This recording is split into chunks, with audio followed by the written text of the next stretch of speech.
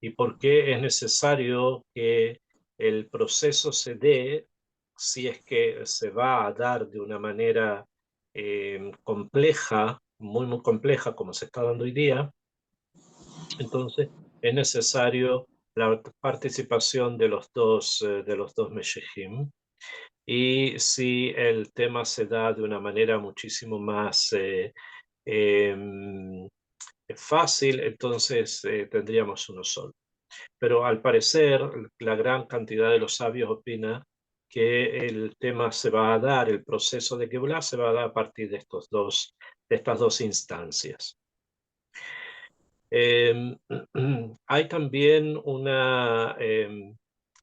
algo importante que señalar, muy importante que señalar, con respecto al proceso, ¿no? Al proceso de Geulah, y que es muy necesario que esté claro. El proceso de Geulah, el proceso de la Geulah de Israel es eso, es un proceso de Geulah, de redención. En ese proceso, el mundo entero, todo el mundo, tiene parte, o sea, todo el mundo participa de ese proceso de redención. No es solamente y exclusivamente de Am Israel, sino que es un proceso en el que todos forman parte. Allá, por lo tanto, lo importante es el proceso y no la persona que lo va a conducir, que no la persona que lo va a manejar. Y esto también suele ser un poco conflictivo a veces porque no se entiende muy bien cuál es el rol que el Mashiach tiene, que el Mesías tiene dentro de este programa. Primero, este es un programa divino, o sea, es un programa que Hashem fijó para la redención de el pueblo que recibe la Torá y a través de él el mundo entero. Y en este plan, en este punto, el líder que maneja este proceso lo llamamos Mesías, o sea, ungido, una persona que es ungida como un rey para manejar el proceso. Pero es simplemente eso, él maneja el proceso no es él, o sea, el proceso y él son dos cosas distintas. ¿Eh? Entonces, en este camino hay como dos etapas donde vamos a ver dos líderes, de la misma manera que lo vimos dentro de la familia de Jacob y que está señalado en la Torá como uno de sus hijos que se llamaba Yosef, que es hijo de Rachel, el primogénito de Rachel, y otro de sus hijos que se llamaba Yehudá, que es uno de los hijos de Lea. Ambos son considerados reyes, líderes, cada uno con características distintas, pero que eran dentro de esa familia, de la familia tribal de Jacob Avinu, eran el marco a través del cual esa familia se desenvolvía. Y eso va a ocurrir también en el proceso futuro, cuando los tikkunim se realicen, las enmiendas se hagan y las correcciones se llegue a completarlas. También vamos a tener, en este camino vamos a tener estos dos líderes, el liderazgo de uno y el liderazgo de otro. ¿Bien? Esto es lo que es necesario entender, y a pesar de que va a haber mucha ayuda divina para que el proceso continúe y para que cada uno de los dos líderes sepan establecer lo que deben hacer y sepan hacer lo que les está encomendado hacer, ellos son simplemente dos seres humanos que después de que cumplen su misión, ellos mueren como todos los seres humanos, y el proceso continúa. El proceso continúa, pero en perspectivas distintas. ¿Bien? Eso es importante, muy importante tenerlo presente, debido a que ha habido muchas faltas de comprensión sobre lo que es realmente el Mesías. ¿Bien? Es simplemente un líder, un ser humano, que tiene una función que cumplir, y una vez que ya la cumple, como todos los seres humanos, fallece. Y lo vamos a recordar como un gran justo, un gran líder, como hemos recordado muchos líderes como Moshe Rabbeinu, como David Amelech, como Shlomo Amelech, que han sido puntos importantes en la historia del pueblo judío. Eso para tenerlo claro. Ahora, en la forma en que ellos se presentan, las cosas que tienen que hacer y las cosas que les ocurren, hay muchísimo que hablar, hay muchísimo que decir. Y estamos acá mirando, el Rab nos está enseñando, Rabbeinu Moshe Chaim Luzzatto, nos está enseñando cómo se van a presentar. Akshav, el primero en aparecer, el primer líder en aparecer, es lo que nosotros conocemos como el Mashiach ben Yosef, que viene de su hijo Efraín por la bendición que Jacob dio al segundo hijo de Yosef, no al primero, el primogénito de Yosef se llamaba Menashe, y después de él vino Efraín, y fue sobre Efraín que recae el liderazgo. ¿Ven? O sea, la casa de Yosef, o sea, lo que es la tribu de Yosef, se dispersó, se abrió en dos grandes tribus, la tribu de Menashe y la tribu de Efraín, siendo la tribu de Efraín la que lidera la casa de Yosef, porque así Jacob lo decidió. ¿Bien? Y después, en la etapa posterior, ya dije, está el liderazgo del Mashiach ben David, que es a través de Yehuda. Vamos a hablar y vamos a referirnos bastante a esta primera etapa, y quiero también tocar varios temas que tienen que ver con las características que esta primera etapa tiene que tener. Vamos a leer un poquito lo que dice el Rab sobre esto, y después vamos a abrirnos a un tema que también es importante tenerlo presente. Dice el Rabbeinu Moshe Chaim Luzzatto en el Mahamar HaGeula. Dice Naxor Lainian, vamos a volver a hablar de este tema, Kikola y Juda Elion Hu Eha Megen, que hay algo que se llama la unidad superior. O sea, hay algo que se llama el momento en que el mundo está armonizado, que hay una armonía. Hay que luchar para esa armonía y hay que construir la armonía, pero se llega a ese punto y eso es lo que se llama el Ijuda Elión. Ahora, Hare Ramasti Lejasot Gadol Velo Afaresh Yoter. Él ya habló sobre el Ijuda Elión, o sea, la armonía del mundo entero, que es lo que se va a conocer como la armonía del mundo. O sea, que el mundo entero va a estar en una cierta armonía. Bejatub está escrito sobre este momento un pasuk en el profeta Irmiau, en el Perek, en el capítulo 31, en el versículo 19. El profeta Irmiau dice así: Haben Yakir li Efraim, tú, mi querido hijo Efraim. Belama Yakir, pregunta Rabbeinu Moshe Chaim, ¿por qué lo llama querido? ¿Por qué llama a Efraín? Efraín, el que está hablando acá, obviamente, del líder del futuro. ¿Okay? Va a venir un líder en el futuro, ese líder en el futuro es Efraín, o sea, el Mashiach ben Yosef. Y pregunta él, ¿por qué el Naví, o sea, por qué Hashem lo llama querido? Yakir.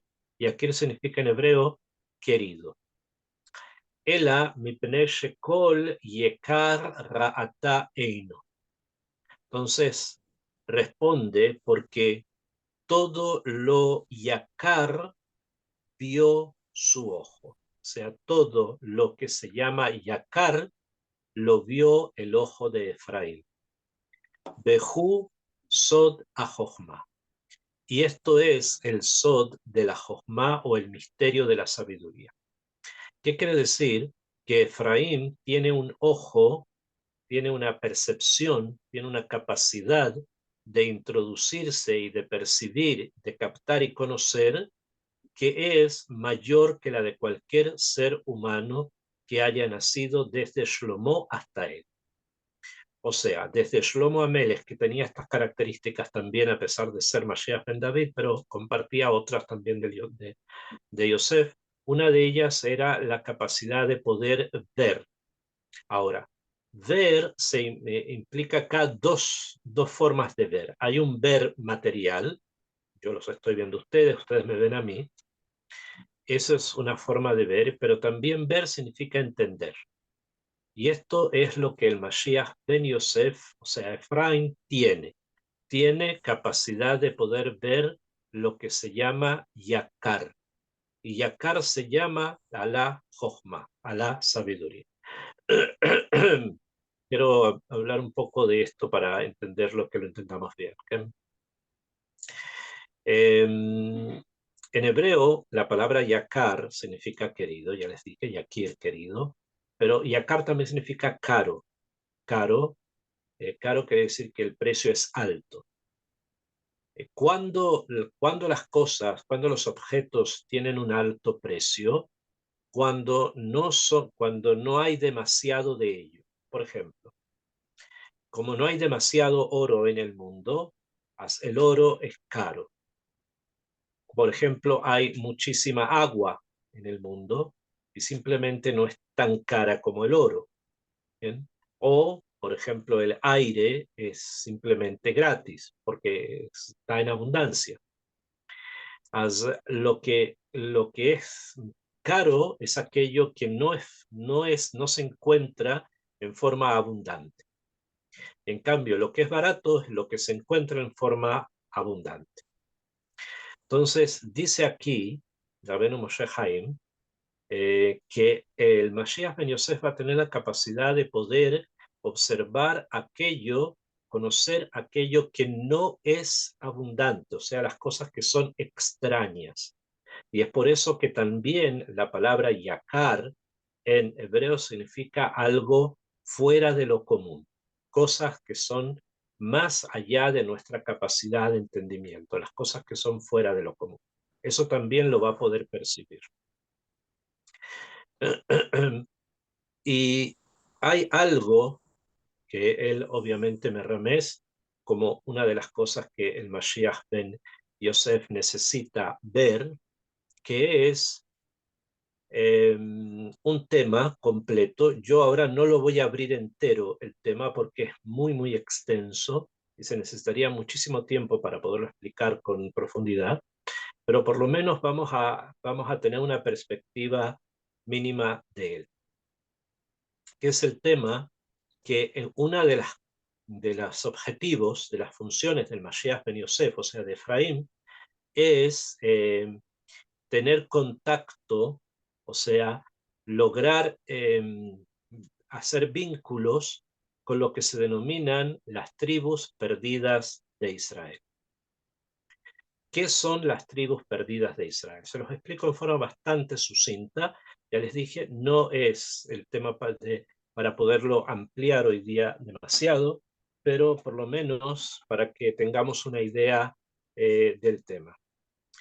Las tribus perdidas de Israel es lo siguiente. Durante la época del primer templo, los asirios, o sea, el imperio de Ashur, en cuya capital era Ninvé, a la que fue enviado Yoná para que se arrepintieran, etcétera, etcétera. Después que ellos se arrepienten, ellos vuelven a ser perversos y malvados, y 200 años después que Yoná fue enviado a hacerlos volver en Chubá, ellos se portan mal y ellos son los que van a causar algo que se llama la dispersión de las tribus de Israel. El imperio asirio invade el norte de Israel, invade la parte norte de Israel y comienza a hacer un transfer de personas, o sea, tomó a las personas que vivían allí y las llevó a diferentes lugares. Este cautiverio, en esto de sacar las personas, las tribus de Israel, no se hizo de una sola vez, sino se hizo en tres situaciones distintas, en tres tiempos distintos. ¿Bien? Hubo una primera emigración forzada de la tribu de Reubén, aunque antes, perdón, aunque antes había habido ya una emigración forzada pero voluntaria de la tribu de Dan hacia África. Después vino Sanjerib, que es el rey de Asiria, y él termina llevándose las tribus de Israel en tres tiempos distintos. Las primeras tribus que salen forzadas por él, por los asirios. Una de ellas es la tribu de Reubén, y creo que esto lo recuerden bien. Reubén, por favor, Reubén, eso es lo importante. Y junto con él otras tribus al principio, después viene una segunda vez y se lleva otra cantidad de tribus, y viene una tercera vez, que ahí, como dicen los sabios, fue como una especie de escoba que barrió todo, y ahí se los llevó a todos. ¿A dónde se los llevó? En el Tanaj, en la historia que está escrita en el Tanaj, hay unos nombres, aparecen nombres ahí, se los llevó a tal lugar, a tal lugar, a tal lugar, a tal lugar. Ninguno de esos nombres es conocido por nosotros, nosotros no sabemos a qué lugares se refieren. ¿Bien? O sea, los sabios no saben a qué lugares se refieren, no porque no lo sepamos, sino porque esa información quedó oculta hasta que alguien venga y la vea. Ese alguien que va a venir y la va a ver va a ser Efraín. ¿Eh? O sea, hasta que él venga y vea, no se va a aclarar exactamente qué significa ese río, esa ciudad, esa montaña, ese lugar. No va a quedar claro hasta que no venga Efraín quien lo vea. עכשיו, y él va a tener que decir, no saben, lo que está escrito acá se refiere a tal río que queda en tal lugar del mundo y las tribus están allí. O esta montaña se refiere a tal montaña en tal lugar y las tribus están allí. Esto es el mensaje lo que está escrito acá, que Rabbeinu Moshe Haim habla de que Efraín va a tener un ojo muy perceptivo que va a poder conocer. Una de tantas cosas, son muchas cosas. ¿Bien? Una es la descripción del lugar donde las tribus están y cómo llegar y encontrarlas. Desde que las tribus se perdieron, estamos hablando más o menos 2000, casi 3000 años, prácticamente, 2800 años tal vez, una cosa así, desde que las tribus se perdieron. Después de que Sanjerib, que era el rey de Asiria, se llevó a las tribus, después de 200 años de eso, vinieron los babilónicos y se llevaron a la tribu de Yehudá, Reubén y Leví a Babel, pero de Babel volvieron. ¿Bien?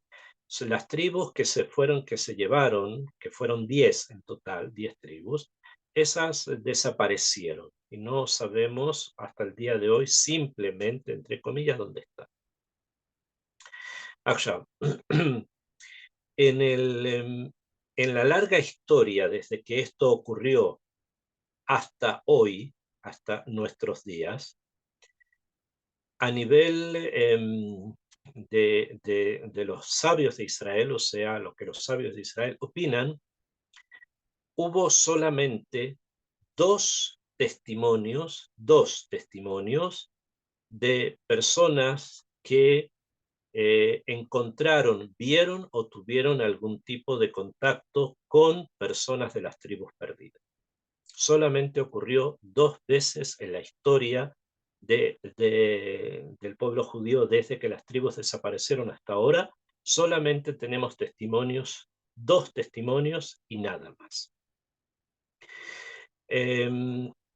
Hay un testimonio de un rabino de Jerusalén que por el estamos hablando de la Edad Media, más o menos, siglo XI por allí, él va a recolectar dinero a algún lugar del oriente, cerca de Afganistán, por el lugar de Afganistán, y ahí encuentra a Eldad Adani, Eldad de la tribu de Dan, que le dice que él es representante de las tribus perdidas, que se encuentran por esos lugares donde hoy día hoy día es Afganistán. Seguramente deben saber que lo que pasó en Afganistán, que él ha estado en las noticias bastante en los últimos 4, 5, 6 años más o menos, hasta que los americanos se escaparon, como se han escapado a tantos lugares, se escaparon también de allí hace como 4 años atrás, si mal no recuerdo. Uno de los testimonios es que las tribus estarían en Afganistán. Y eso coincide con otras muchas cosas más que se pueden conocer sobre los afganos, el pueblo afgano, y otras tribus, porque el pueblo afgano es una recolección de varias tribus, ¿no? Que viven por esos lugares, muchos de ellos aislados, que tienen muchas costumbres bastante sospechosas, etcétera, etcétera. Bueno, pero testimonio rabínico hay uno solo, que es el libro este que se llama el libro de Eldad Adani. Tenemos otro testimonio que ese quería profundizar un poco más, que este testimonio lo tenemos del año 1700, más o menos del año 1700, donde un aventurero, una persona que quería hacer negocios en América, llegó hasta Holanda, donde un rabino que vivía en Holanda, que se llamaba Menashe Ben Israel, y que le cuenta una historia, que le contó una historia de algo que él vivió en la ciudad de Honda, en Colombia. Este es el segundo testimonio que tenemos. El rabino escribió lo que le contó esta persona, palabra a palabra, todo lo que vio, lo que encontró, con quien habló, etcétera, etcétera, y lo escribió en un libro. Este libro, el Rab de Ámsterdam, que vivía en Ámsterdam, se llamaba Rabbi Menashe Ben Israel. Él era descendiente de españoles, o sea, de judíos que se habían escapado de España, y lo escribió en español y también en hebreo. En español y en hebreo. Lo llamó Mikve Israel, la esperanza de Israel, y ahí cuenta la historia que esta persona le cuenta de lo que él vive en Colombia. De eso vamos a hablar un poco acá, qué fue la historia, qué fue lo que ocurrió. Antes de entrar a la explicación de ese, es el segundo testimonio, no hay más, son los dos. Uno es del Dada Dani por la Edad Media, ya les dije, un viajero, una historia también bastante extensa. Y la otra historia es la historia que relata Rabbi Menashe Ben Israel sobre lo que le cuenta una persona de apellido Levi, que él visita la ciudad de Honda en Colombia y le cuenta lo que él ve ahí, con quien habla y lo que pasó ahí. Antes de entrar en ese punto, hay una cosa que es necesario preguntarse, porque se lo preguntaron, y también los rabinos obviamente también lo preguntaron, si bien no en una forma tan extensa, pero sí la pregunta existe. Y es lo siguiente, nosotros sabemos que después del diluvio universal, los hijos de Noah eran tres. Uno se llamaba Shem, otro se llamaba Ham y otro se llamaba Yafet. Ham dio origen a... Ham es el nombre de Egipto. Egipto se llama así, Ham, en antiguo Egipto, no en árabe de hoy, sino en el antiguo egipcio, se dice Ham. Y él es el que dio origen a todo África, o sea, este Ham. Yafet, de ahí descienden todos los europeos. Los europeos descienden de Yafet. Y Shem descienden todas las personas que viven en el Medio Oriente y el Oriente. Bien, todos vienen de allí, de Shem, y después se fueron aumentando con los hijos de Abraham, que se fueron a la India, China, etcétera, y todo lo demás. Ok, eso ya es conocido, lo sabemos, y eso era el mundo que nosotros conocemos. Sin embargo, hubo una pregunta, surgió una pregunta que que fue necesario responder. Sin especular sobre acontecimientos previos que probablemente hubo, pero en 1492 Colón llega a América. Y junto con él después comienzan a llegar muchos más conquistadores, una historia que ustedes saben. Puede ser que incluso ya hayan llegado antes, pero digamos en la masa que vino a conquistar y a fundar, etcétera, etcétera, llegaron después del descubrimiento en adelante. Y los españoles se hicieron la pregunta obvia. Llegaron a un continente que no conocían y en ese continente habían seres humanos. ¿Y estos seres humanos de dónde habían salido? ¿De dónde salieron?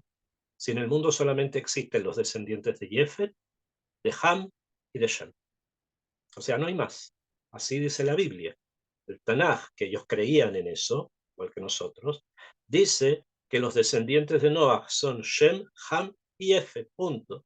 Ham en África y Efet en Europa, Shem Asia, y se acabó, no hay más. Y de pronto se encuentran con un continente entero lleno de seres humanos y con seres humanos que ya habían fundado imperios, se habían construido, incluso construcciones muy semejantes a las que había en ciertos lugares del Medio Oriente, de Asia y de África. ¿Y dónde salieron estas personas? ¿De dónde vienen? Le preguntaron, ¿dónde aparecieron todos ellos? Y la primera respuesta que dieron fue muy simple. Son las tribus perdidas de Israel. Esa fue la respuesta que dieron. Por lo tanto, se necesita tener con ellos algún tipo de relación para llevarlos a lo que los españoles consideraban que era lo que ellos tenían que creer y que pensaron que se habían desviado con el paso del tiempo, pero que no había otra explicación.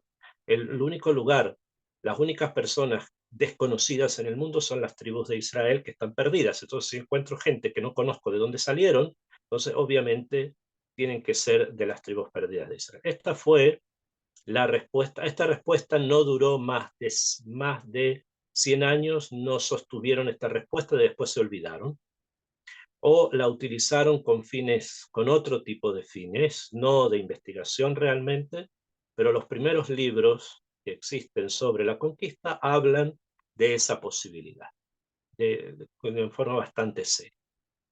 Después de esto, como les dije, la historia se olvida y después ya se utiliza con fines para poder justificar la conquista, entonces quisieron justificarla con esto, a pesar que ya empezaron a no creer que era así, y finalmente terminaron no creyendo que fuese así.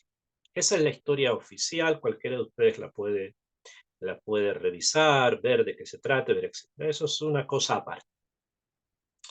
Pero ahora vamos a lo realmente serio, lo que los españoles pensaron cuando llegaron y vieron a las civilizaciones que había acá y pensaron lo que pensaron, en un momento tal vez fueron un poco serios, pero después ya esto cambió a una cosa que no lo fue, Bisla. Entonces vamos a dejarlos de lado. Ellos ahora no nos interesan.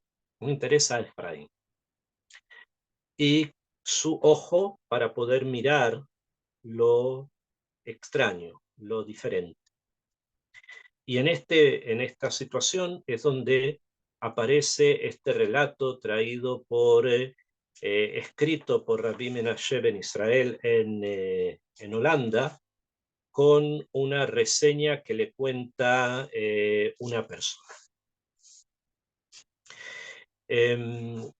La persona que le cuenta esta historia es un comerciante que, como muchos otros del momento, habían, habían sido bautizados a la fuerza por los españoles y habían tratado de buscar de alguna forma algún lugar donde vivir que fuese tranquilo, sin persecuciones, etcétera, etcétera, etcétera. Y se habían cambiado el nombre y habían hecho muchas cosas de ese tipo para poder buscar algún lugar en algún lugar lejano donde pudieran vivir en forma tranquila. Y después muchos de ellos, si es que lograban hacer algún dinero o no, también tenemos una historia bastante extensa a nivel histórico sobre los piratas y los corsarios que deambulaban por todo el Caribe y toda América Latina, no todos, pero la gran mayoría de ellos eran judíos descendientes de aquellos que habían sido expulsados de España y querían vengar a sus abuelos, bisabuelos. Lo que hacían era asaltar galeones españoles para robarles el dinero y matar a los españoles. Tenían eso en la mente, pero eso es otra historia aparte. Cuando alguno de estos personajes que andaba dando vuelta llegaba a tener algo de dinero o tenía algún tipo de poder, entonces se iba a algún lugar donde hubiera una comunidad judía ya establecida, ya se ingresaba a esa comunidad y comenzaba a vivir con ellos en forma normal. Que ni así fue con este señor, que llega a Holanda ingresa a la comunidad como otra persona más, una persona con mucho dinero que había logrado tener éxito con sus negocios, llega, se establece en Holanda, y un día va y habla con Rabbi Menashe Ben Israel, con el rabino de la comunidad sefaradí de Holanda. Y él le trae acá que esto ocurrió en el año 1644. Fue el 18 de Elul del año hebreo de 5404, o sea, en el año común de 1644, llega una persona que se llama Aarón Leví. Aarón Leví, que es conocido, lo llamaban en España, Antonio de Montesinos. Antonio de Montesinos. Y este Antonio de Montesinos llegó hasta la región, hasta una región de Colombia, donde hay un puerto, se llama el puerto de Honda, según la relación que él dice. Y allí comenzaba negocios, a tratar de comprar, vender las cosas que hacían para poderse mantener. Y en esto que estaba, además este señor Montesinos tenía la Inquisición por detrás porque sospechaban de él. Entonces siempre buscaba lugares lo más distante posible donde hubieran menos españoles, pocos como para poder hacer negocios con las personas del lugar más que con los españoles para tratar de mantenerse lo más seguro posible. Y entre estos se encuentra con unas personas del lugar, de ahí cerca del puerto de Honda, y los escucha hablar en castellano. ¿Y qué dicen ellos? Ellos dicen lo siguiente, una cosa que les sorprendió. Ellos dicen que esto que nos pasa ahora, dicen los lugareños, o sea, las personas de ese lugar, dicen, esto que nos pasa ahora, que los españoles nos tratan tan mal, porque me imagino, se pueden imaginar de lo que debe haber sido eso, dicen esto es un castigo por habernos comportado mal con un grupo de personas que fueron tan buenos con nosotros. Eso fue lo que Montesinos escuchó. Entonces le siguió, escuchó más, se acercó donde ellos, cuenta todo acá, todo lo que pasó. Se acercó donde ellos y le dijo, ¿quiénes son esas personas que ustedes les hicieron mal, que ustedes piensan que ahora como castigo le traen a los españoles que los están esclavizando y maltratando, etcétera, etcétera? Entonces le dijeron ellos, son unas personas que viven detrás de un río, están detrás de un río. Entonces le pareció un poco extraño lo que dijeron y no le tomó al principio demasiada importancia. Después volvió a encontrarse con las mismas personas estas y volvió a escuchar la misma queja. Entonces les pide a ellos que lo lleven donde estas personas. Quiere conocer quiénes son las personas que están detrás de este río. Y ellos le dicen no, que es muy peligroso, que no es necesario, una serie de cosas más. Y obviamente Montesinos pasa unas cuantas monedas de oro y eso es suficiente para que se arme una expedición. Y llegan junto con él a un lugar, llegan con él a un lugar donde no les voy a leer todos los detalles porque son bastante extensos todas las cosas que pasan. El libro es posible conseguirlo, se llama La Esperanza de Israel y están todos los detalles del encuentro. Hasta que finalmente lo llevan ante un río, ¿bien?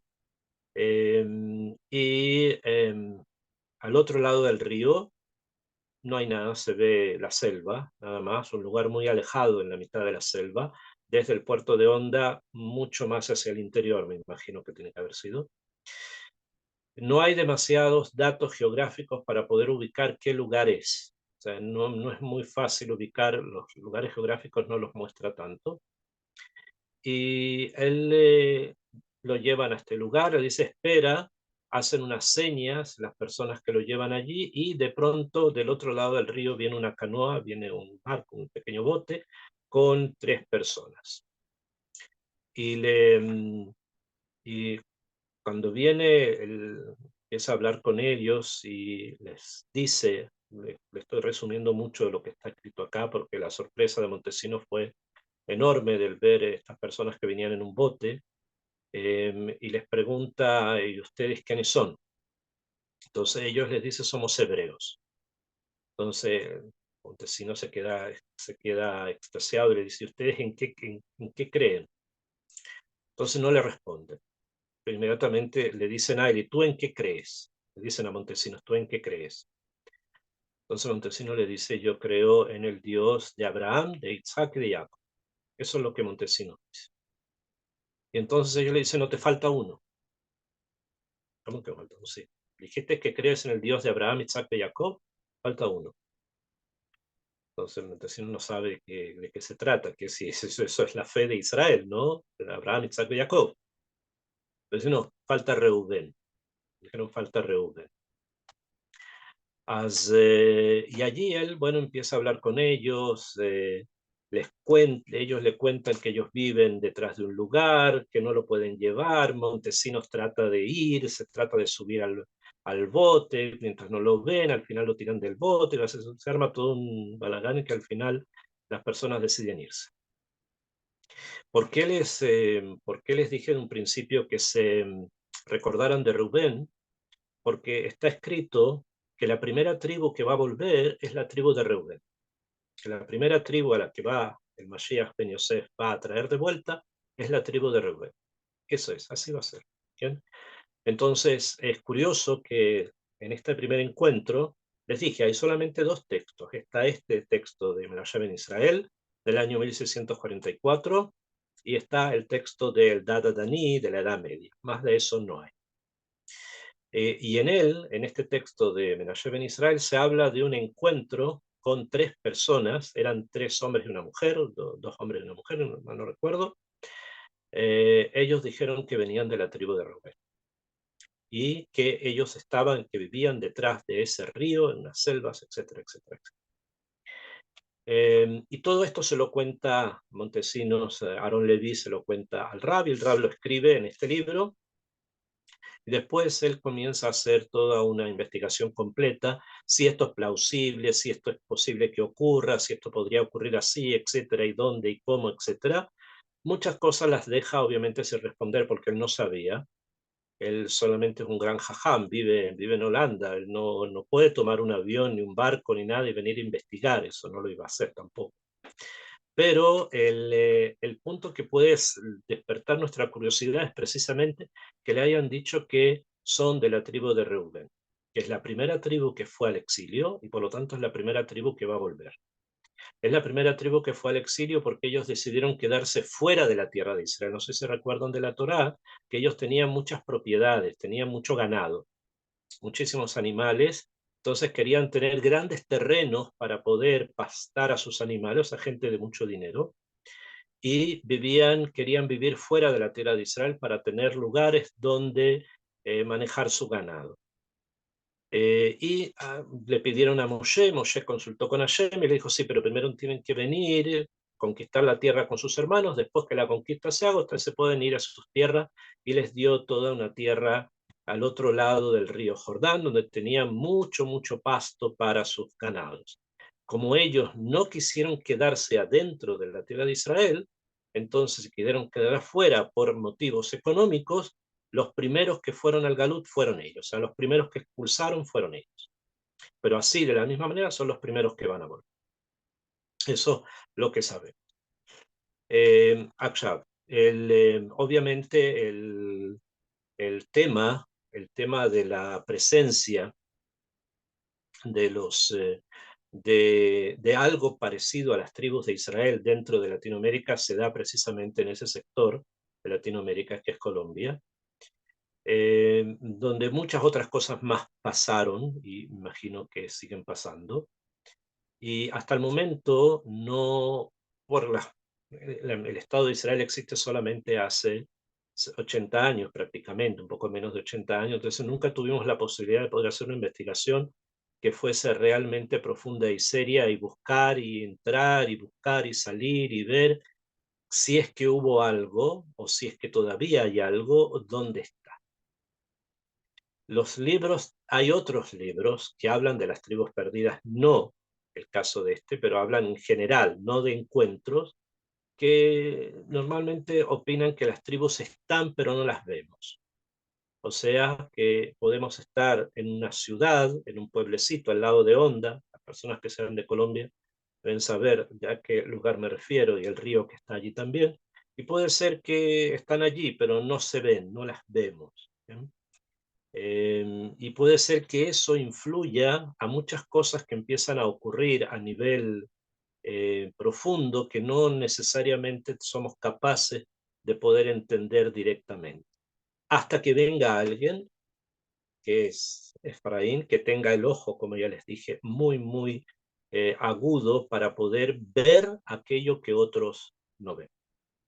Esto es con respecto a un lugar, y esto es parte de este proceso que se llama el proceso de Geulah, en este punto específico, que es el punto relativo a las Shvatim Abudim, las tribus perdidas de Israel, y la posibilidad de que la tribu de Rubén se haya asentado en algún lugar de del continente, en alguna parte, y a pesar de que todo el mundo puede ser que les diga a ustedes que ya todo está descubierto y de que toda la selva se conoce y que conocen qué es lo que hay detrás de cada árbol y de cada planta, podemos estar seguros que no es así. Que pueden haber muchos lugares a donde todavía ni siquiera se ha llegado, e incluso que se haya llegado, como dicen los libros, pueden ser que están cubiertas por una nube. Hasta que venga aquel que lo vea con su ojo más perspicaz. Para cerrar este punto pequeño, yo les dije, esto es muy amplio, podríamos seguir mucho porque hay muchas cosas más en esta situación. El rabino cierra su libro citando varios textos, incluso textos de la época de él, que si bien no hablan directamente de las tribus perdidas, pero tienen como muchas remazín, muchas alusiones a cosas que ocurren en diferentes partes del mundo. No se centró solo en América, sino que también en Asia y en China y en otros lugares él habló de eso, por libros que él conocía y testimonios de personas que habían viajado. Hay muchos remacín también en América, no solamente en el sector ese de Colombia, sino también en la parte más sur, más al sur de América, que el Rab conocía por libros que lo que había allí. También sobre eso él trae explicaciones y posibles alusiones de cosas que él las escribe para que en algún momento alguien se interese y las investigue. Esto es lo que les acabo de decir sobre el ojo agudo de Efraín. Que esto es lo que dice el Nabí Yirmiyahu, Aben Yakir li Efraín, mi querido hijo Efraín, querido Yakir, que puede ver, tiene un ojo para lo que es yakar, para lo que es no común, para lo que es extraño. Y el Rab acá dice que es Soda Jochma, o sea, el misterio de la Jochma. Este misterio alcanza otras cosas más. No es solamente el tema de las tribus perdidas, que es un punto importantísimo porque son personas, ¿no? Muchas personas, miles de personas, ¿sí? Tal vez millones de personas, sino que también hay conceptos, hay cosas que van a ir ocurriendo en el mundo, que van a ir entregándonos mucha información sobre muchas cosas, y en cada una de ellas el ojo perspicaz de Efraín va a estar presente. Ese es el mensaje y esa es una de las cosas que describe este proceso de Geulah. Continúa el Rabbi, dice así: Ubekoach aorot ha'ele, y por la fuerza de estas luces, o sea, de la luz de la perspicacia en el ojo de Efraín, mitatzmim meod, se fortalecen mucho, naasa a shashua, se vuelve algo que se llama shashua, se transforma en algo que se llama shashua, behusot yelet shashuim. Y esto es el misterio de lo que se llama el niño de los juegos. Shashua significa juego. Y Efraín va a tener otra característica, además de la perspicacia en la visión, o sea, de conocer cosas extrañas, va a tener otra característica, que va a ser un niño de juegos, Behusot Yelet Sha'ashuim, o sea, un niño que juega. Hay que explicar qué significa eso, es un adulto, entonces un adulto tiene que comportarse como adulto. ¿Por qué es un niño que juega? O me peneisha tikunot tikun gadol, debido a que su tikun es tan grande, Neemar ki midei dabero vos ajores karenuot. Como es tan grande el tikun que tiene que hacer, desde que yo hablé con él, siempre lo voy a recordar. Voy a explicar en pocas palabras lo que es el Yelet Sha'ashuim, el niño que juega. ¿Qué significa el niño que juega? Hay una característica que tiene Efraín, que es una característica que tiene el verdadero Jajam, el verdadero sabio. Nosotros estamos acostumbrados, por tantas cosas que ocurren en el mundo, que nos imaginamos a los sabios como gente muy seria, gente muy imponente, gente con barbas, ¿no? Gente con títulos, o si uno pasea en la subuniversidad donde están los profesores, entonces todos se los ve como personas muy respetables. Si pensamos en el Sanedrín, todas personas así como muy, muy respetables, todo muy, muy serio, muy adulto, muy, muy medugar. Pues no, es un error, no es así. El verdadero sabio es el que puede crecer, obviamente crece, pero eh, puede mantener su mente como la mente de un niño, y puede mantener su capacidad de asombrarse frente al mundo como la tiene un niño. ¿Por qué el Pirkei Avot dice, Eizeu Jajam, por ejemplo, quién es el sabio? El que aprende de cada persona. ¿Bien? Y también podríamos agregar el que aprende de cada situación. ¿Por qué? Porque las personas cuando supuestamente son adultas ya lo saben todo. O sea, son personas que todo lo saben, que todo lo conocen, que pueden captar fácilmente a las otras personas, que todo lo saben. Entonces, supuestamente no se sorprende ante nada. Si no se sorprende ante nada, le va a ser muy difícil poder captar que tal vez eso que ahora está viendo es algo nuevo, porque va a pensar que ya lo conoce. Es como una persona que, eh, ponemos cualquier ejemplo, una persona que cocina, ¿eh? Una persona que cocina y él sabe que cocina bien y cocina mucho y le gusta la cocina, entonces él se la sabe toda, ya no hay receta que él no conozca. Entonces, si le presentan un alimento nuevo, probablemente va a pensar, esto debe ser hecho de esta manera, de esta, yo ya lo sé. Normalmente ocurre así, ¿no? Porque como ya sabe que estos son los ingredientes, sabe que los resultados van a ser esto. Bueno, eso no es un sabio. El sabio es el que se sorprende como un niño frente a cada cosa nueva que ve. Cada cosa nueva que ve. Y nunca piensa que ya lo sabe, sino que cada cosa es algo nuevo. E incluso que vea cosas repetidas, siempre va a pensar que a lo mejor son cosas nuevas.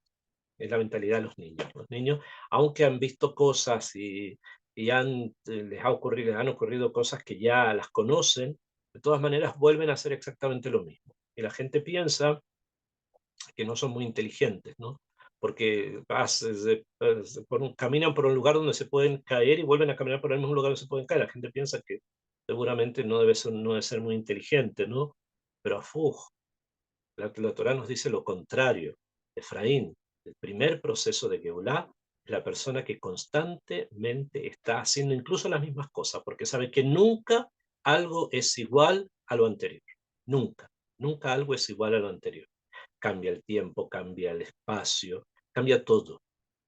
Y cada cosa es algo nuevo. El que tiene esa capacidad de sorprender, nosotros ya no la tenemos, lamentablemente.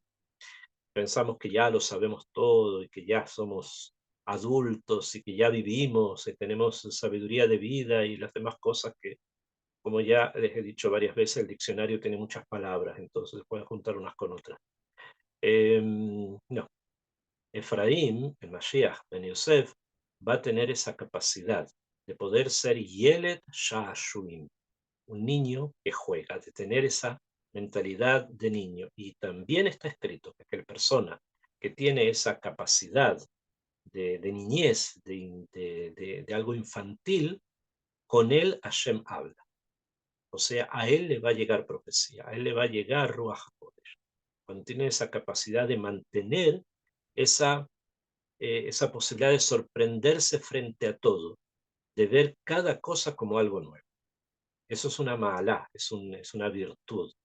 Y por eso dice el Naví, siguiendo el mismo pasuk, dice, Kimidei dabri bo, desde que yo comencé a hablar con él, Zahora Eskarenu, siempre lo recuerdo, porque cada conversación es algo nuevo. Pero ¿quién habla con él? Hashem. Eso quiere decir que Akadosh Baruj Hu va a comunicar información a este niño que es el Yelet Shashuim, el niño de los juegos, porque precisamente los niños son los capaces de poder recibir profecía, incluso hoy día que no hay profecía, ellos la reciben. ¿Cuándo?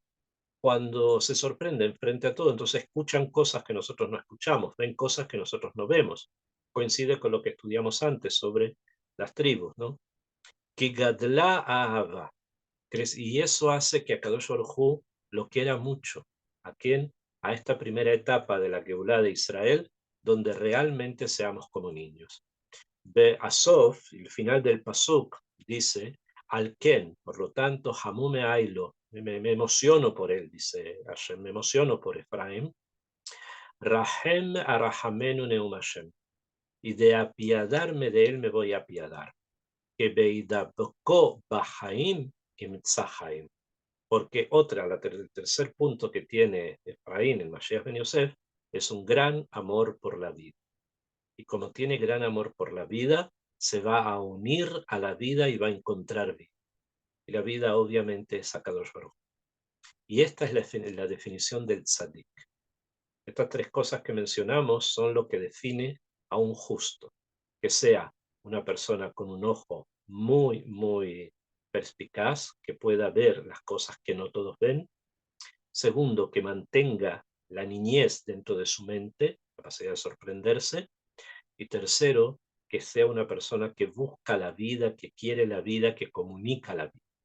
Todo eso son el tashtit del tzadik, de este tzadik, de el Mashiach ben Yosef, que es la primera etapa, como les dije, en la Geulá de Israel. Voy a leer un poquitito más de lo que el Rab dice. Y trae Ukvardi Varti Basei. Dije, ya hablé sobre esto.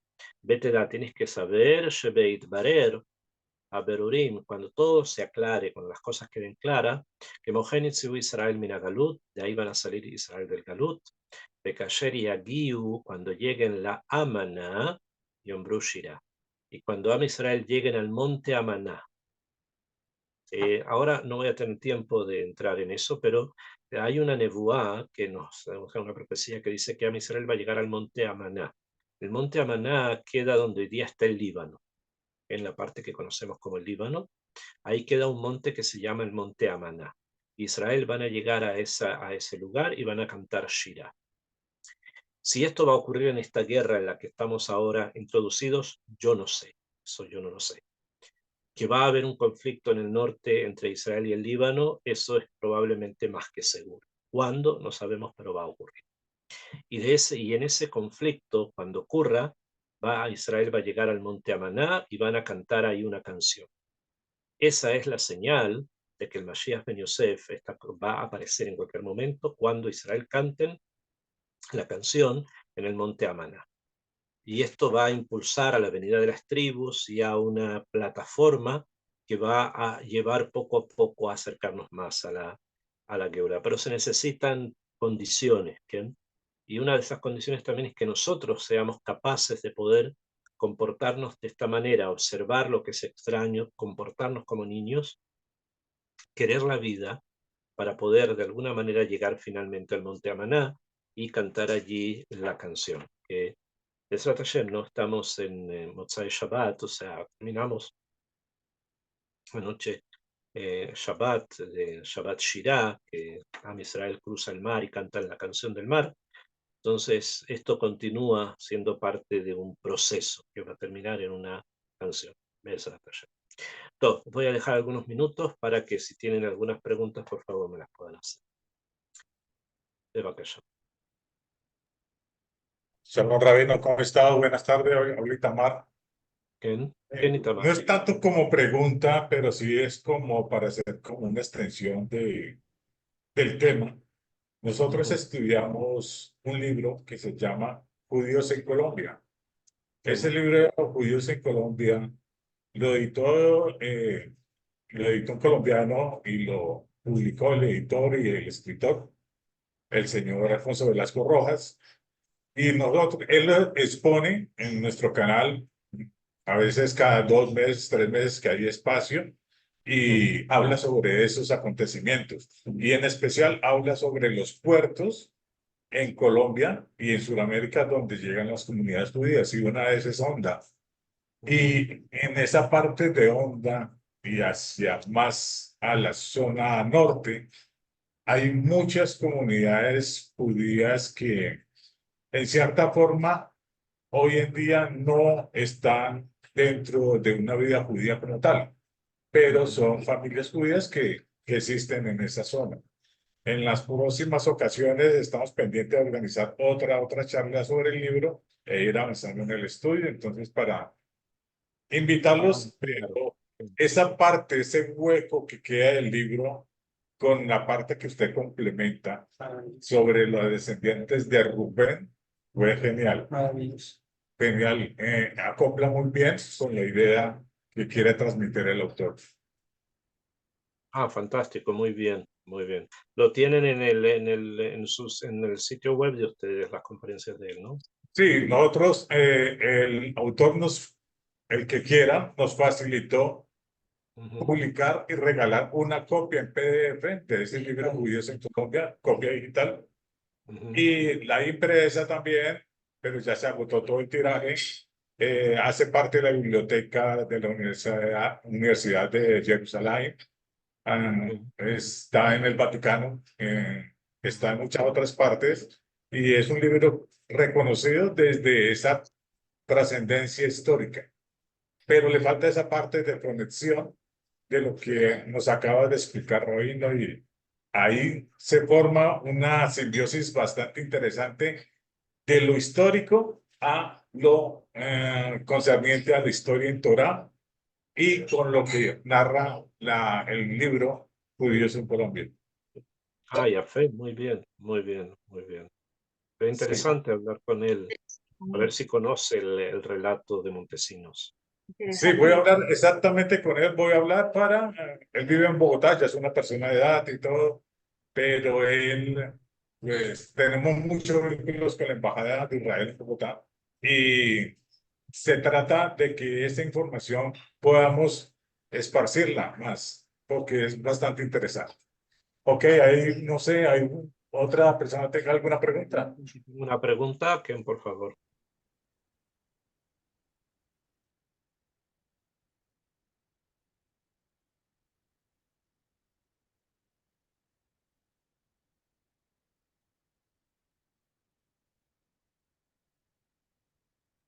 Sé que no hay preguntas, pero si alguien escribe en el chat, Sí. dice: Buenas noches, ¿hay alguna indicación en la Torah en cuanto aparecen las tribus perdidas? Gracias. ¿De cuándo aparecerán? Fecha, con respecto a fecha, no, eso Ajá. es un proceso que no sabemos exactamente la fecha en que eso va a ocurrir. Luzzatto habla acá de la canción que se va a cantar en el Monte Amaná. O sea, que eso indica que va a haber un conflicto de alguna manera que Israel va a triunfar en ese conflicto y van a llegar y van a cantar ahí en el Monte Amaná. El Monte Amaná es un monte que está en el Líbano, ya les dije, y eso marca como una especie de principio, como que de ahí comienza algo. Pero así fechas en forma específica, no tenemos una fecha específica para el retorno de las tribus perdidas. Este es un principio nada más, que es lo del Monte Maná. Y lo que yo les conté son las dos experiencias que tenemos en nuestra literatura de que haya habido contacto con personas de las tribus. Ok, ¿alguien tiene alguna otra pregunta? No, muy valiosa esa información, valiosísima, como que nos deja inquietos para poder ampliar y ojalá pudieran, no sé, obsequiarnos o el link o ¿O cómo conseguí, cómo se llama el libro, Judíos en Colombia? Ahora, Ese, más tarde se lo compartimos por el canal de WhatsApp de Teilín Mundial, se lo compartimos. gracias, muy valioso. Para mí era difícil, yo vengo analizando desde arriba, desde Abraham, sigo, y yo digo, no, es imposible. Para mí, decía yo, es imposible saber dónde quedan todas las tribus de Israel. Chispas, sí, bueno, chispas que somos, dice, los que hemos retornado. Pero muy valioso, valiosísimo. Yo quería agradecerle.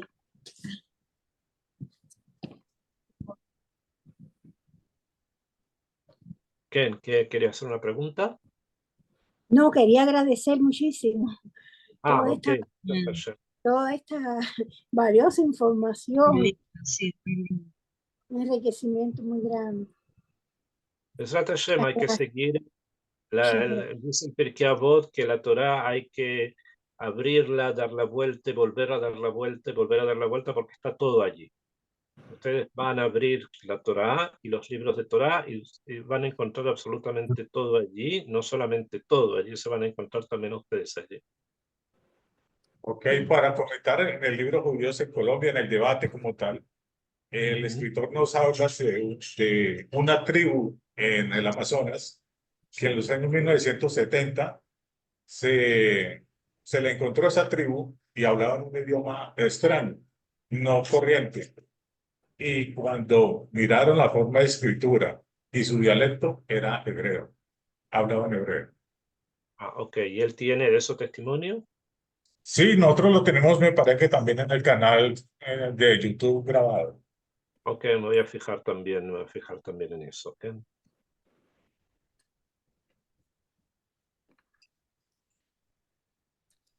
Bueno, yo quería aprovechar que estoy aquí. Raf, de verdad qué información tan maravillosa. La historia, le decía Itamar. La historia es grandiosa porque todo coincide con la Torá. Por este lado, la historia nos han enseñado es muy distinta, pero el ir conociendo esa historia y saber, pues es maravilloso. Todo Besrat Hashem hay que seguir estudiando Torah y se van a dar cuenta de muchas cosas más. Besrat Hashem yo voy a ir incorporando, porque como Luzzatto habla de la Geulah, y hay muchos libros que no todo el mundo conoce, pero que han sido parte de cosas que vamos descubriendo sobre la Geulah. Besrat Hashem, si es Reuben que está ahí en el Magdalena, entonces, Seder, está bien entonces. Ok, les dejo entonces que tengan Shavua Tov, Hashem, y que sea una semana excelente de muchas buenas cosas y que por el mérito de todos estos estudios, Akadosh Baruj Hu proteja a nuestros soldados, que los devuelva sanos y salvos a sus casas, que Besrat Hashem, nuestros secuestrados, puedan volver sanos en cuerpo y en alma, y que todos nuestros heridos encuentren refuah shlema y las personas que han perdido a alguien, padres, hijos, hermanos, amigos, encuentren consuelo en la Torá, en Akadosh Baruj Hu. Besrat Hashem, muchísimas bendiciones para ustedes y nos veríamos la próxima semana. Igualmente, Raf, muchas gracias. Muchas gracias, Raf. Shavua Tov. Gracias, Raf. Shavua Tov. Gracias a todos. Gracias.